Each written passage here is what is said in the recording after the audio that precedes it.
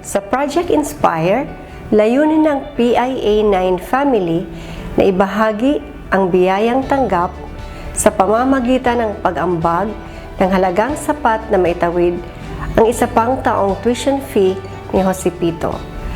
Siya po ay isa sa aming job order employee na third year BE Ed student na ngayong pasukan sa unang semestre ng taong 2016. Masaya po ako na ako po ang napili bilang recipient ng Inspire Project. Ito ay nakatulong sa akin. Si Pito, mabait at masipag na bata yan. Ini-encourage namin siya na tapusin ang pag-aaral niya para sa kinabukasan niya. Maraming salamat sa PI9 sa pagbibigay sa akin nitong oportunidad. Dito sa educational assistance nila, makakapag-ipon ako ng sapat at mas mabibigyan tuon ko po ang pag-aaral.